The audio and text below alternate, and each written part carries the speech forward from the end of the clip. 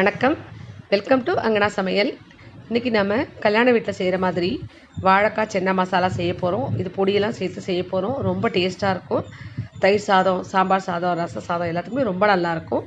இது செமி கிரேவியாக எடுத்துக்கிட்டால் சாதத்தில் கூட போட்டு பிசைஞ்சு சாப்பிட்லாம். ரொம்ப டேஸ்ட்டான இந்த வாழைக்காய் சென்னா மசாலா எப்படி செய்யுதுன்னு பார்க்கலாம். அதுக்கு தேவையான பொருள் என்னென்னு பார்த்துக்கலாம். ஒரு 2 வாழைக்காயை இந்த மாதிரி சதுரமாக அரிஞ்சு வச்சுருக்கேன். ஒரு 100 கிராம் அளவுக்கு கொண்டக்கடலையை, வெள்ளை கொண்டக்கடலையை வேக வச்சு எடுத்து வச்சுருக்கேன். இது கூடவே சின்ன வெங்காயம் ஒரு 150 கிராம் நைஸாக அரிஞ்சு வச்சுருக்கேன். ஒரு 2 சின்ன தக்காளி அரிஞ்சு எடுத்துக்கலாம். கொஞ்சம் இஞ்சி பூண்டு பேஸ்ட்டு. இப்போ இதுக்கு ஒரு பொடி ரெடி பண்ணிக்க போகிறோம். அந்த பொடிக்கு தேவையான பொருள் பார்த்துக்கலாம். 5 காஞ்ச மிளகா, 1 டேபிள் ஸ்பூன் அளவுக்கு மல்லி, 1 ஸ்பூன் கடலைப்பருப்பு, ஒரு 1/2 ஸ்பூன் மிளகு, 1/2 ஸ்பூன் சோம்பு, 1/2 ஸ்பூன் ஜீரகம், கொஞ்சமாக பெருங்காயம், கொஞ்சம் கருவேப்பிலை, அப்புறம் 2 பீஸ் அளவுக்கு ஒரு கொப்பரை தேங்காய்.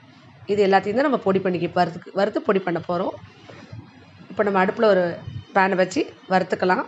முதல்ல மிளகாயையும் மல்லியையும் வறுத்துக்குவோம். இதை ட்ரை ரோஸ்ட் தான் பண்ண போகிறோம். இப்போ லேசாக வறுத்துக்கலாம்.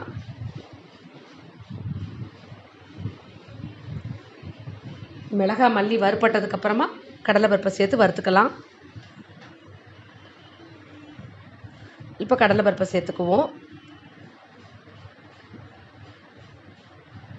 இப்போ இது கூடவே பெருங்காயத்தையும் சேர்த்து வறுத்துக்கலாம். வாழைக்காய், கொண்டக்கடலை எல்லாமே வாயு பொருளுங்கிறதுனால கொஞ்சம் பெருங்காயம் சேர்த்துக்குவோம். டேஸ்ட்டும் ரொம்ப நல்லாயிருக்கும். இப்போ எல்லாமே ஓரளவு வறுப்பட்டுருச்சு. இப்போ மிளகு சேர்த்துக்குவோம். இப்போ மற்ற எல்லா பொருளையுமே ஜீரகம், சோம்பு, கருவேப்பிலை எல்லாத்தையுமே சேர்த்து வறுத்துக்கலாம்.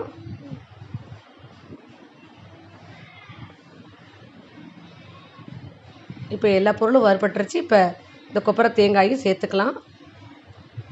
நீங்கள் இது கொஞ்சம் கிரேவி மாதிரி உங்களுக்கு வேணும்னா இன்னும் கூட கொஞ்சம் தேங்காய் சேர்த்துக்கலாம். இப்போ எல்லாமே நல்லா வறுத்தாச்சு. இது ஒரு பிளேட்டில் கொட்டி ஆற வச்சுக்கலாம். ஆற வச்சுக்கிட்டு நம்ம பவுடர் பண்ணி எடுத்துகிட்டு வந்துடலாம்.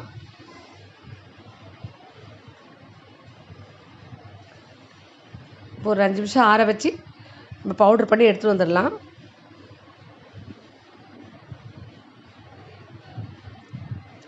இப்போ இது மாதிரி பவுடர் பண்ணி எடுத்துகிட்டு வந்தாச்சு. இப்போ நம்ம இந்த மசாலா செய்ய ஆரம்பிச்சுக்கலாம். இப்போ ஒரு அடுப்பில் ஒரு பேனை வச்சு 2லேருந்து 3 டேபிள் ஸ்பூன் அளவுக்கு எண்ணெய் விட்டுக்குங்க. இப்போ வெங்காயத்தை சேர்த்துக்குவோம்.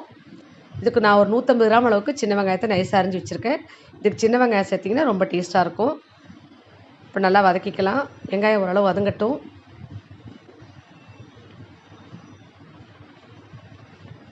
இப்போ 1 ஸ்பூன் அளவுக்கு இஞ்சி பூண்டு பேஸ்ட் அதையும் சேர்த்துக்கலாம்.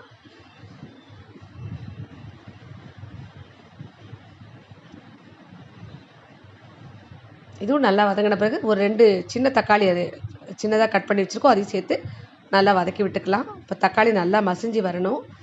அது வரைக்கும் நல்லா வதக்கிக்கலாம். இப்போ தக்காளி நல்லா மசிஞ்சு வதங்கிருச்சு. இப்போ நம்ம இதுக்கு தண்ணி சேர்த்துக்கலாம். இதுக்கு நான் கொண்டக்கடலையை வேக வச்ச தண்ணி தான் சேர்க்க போகிறேன். நான் கொண்டக்கடலைக்கு நல்ல தண்ணி ஊற்றி தான் வேக வச்சுருக்கேன். அதை சேர்த்துக்குவோம். இந்த அளவுக்கு தண்ணி சேர்த்துக்குங்க, சரியாக இருக்கும். நீங்கள் கிரேவி மாதிரி வேணும்னா இன்னும் கொஞ்சம் தண்ணி அதிகமாக சேர்த்துக்கலாம். மசாலாவுக்கு இந்த அளவுக்கு தண்ணி போதும். இப்போ நம்ம இது கூடவே கொஞ்சமாக மஞ்சள் பொடி சேர்த்துக்கலாம். இப்போ இது கூட நம்ம அரிஞ்சு வச்சுக்கிற வாழைக்காயை சேர்த்துக்கலாம்.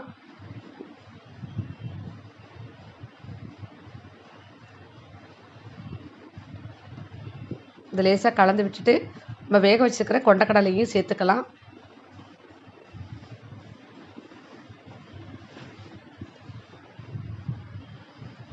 நான் இந்த கொண்டக்கடலையில் உப்பு போடலை. உப்பு போடாமல் தான் வேக வச்சு எடுத்து வச்சுருக்கேன். இப்போ எல்லாமே நல்லா கலந்து விட்டுட்டு ஒரு 5 நிமிஷம் மூடி வச்சு வேக வச்சுக்கலாம். இந்த வாழைக்காய் ஒரு பாதி அளவாது வேகணும். அதனால் மூடி வச்சுக்கலாம். இது வெந்த பிறகு நம்ம மசாலாவெல்லாம் சேர்த்துக்கலாம். ஒரு 5 நிமிஷம் கழித்து பார்ப்போம். இப்போ 5 நிமிஷம் ஆயிடுச்சு. இப்போ நம்ம அதை நல்லா கலந்து விட்டுட்டு பார்ப்போம். பாருங்கள், வாழைக்காய் ஒரு 3/4 பாகம் வெந்திருக்கு. இப்போ நம்ம எல்லா மசாலாவையும் சேர்த்துக்கலாம். நம்ம பொடி பண்ண இந்த பவுடர்லேருந்து ஒரு 3 ஸ்பூன் அளவுக்கு சேர்த்துக்குவோம். அதுக்கு மேலே சேர்க்க வேண்டாம், ரொம்ப காரமாக இருக்கும். ஏன்னா மிளகு எல்லாமே சேர்த்துருக்கனால இந்த அளவு மசாலாவுக்கு ஒரு 3 ஸ்பூன் அளவுக்கு போதும். இது கூடவே ஒரு 1/4 ஸ்பூனுக்கும் குறைவாக கரம் மசாலா சேர்த்துக்குங்க. இதுக்கு தேவையான உப்பு ஒரு 3/4 ஸ்பூன் அளவுக்கு கல் உப்பு சேர்க்குறேன். நீங்கள் உப்பு மட்டும் பார்த்து சேர்த்துக்குங்க. இப்போ எல்லாத்தையுமே நல்லா கலந்து விட்டுக்கிட்டு திரும்பவும் நல்லா மூடி வச்சு வேக வச்சுக்கலாம். நம்ம சேர்த்துருக்கிற மசாலா, பொடி, உப்பு எல்லாமே இந்த காய்கறிகளில் சேர்ந்து கலந்து பிடிக்கிற மாதிரி கொஞ்சம் நேரம் நல்லா வேகட்டும். மூடி வச்சுட்டு அதுக்கப்புறமா பார்ப்போம்.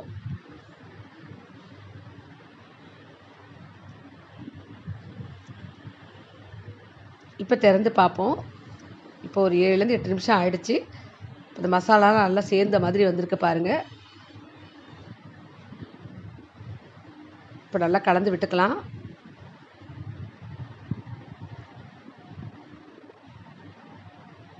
இப்போ ஒரு ஸ்பூன் அளவுக்கு தேங்காய் எண்ணெய் இது மேலே சேர்த்துக்குவோம். நல்லா வாசமாக நல்லாயிருக்கும் இந்த மாதிரி சேர்க்கும்போது. கொஞ்சம் கருவேப்பிலையும் சேர்த்துக்கலாம். கொத்தமல்லி இருந்தால் கொத்தமல்லியும் சேர்த்துக்கலாம். இப்போ எல்லாத்தையுமே நல்லா கலந்து விட்டுக்கலாம்.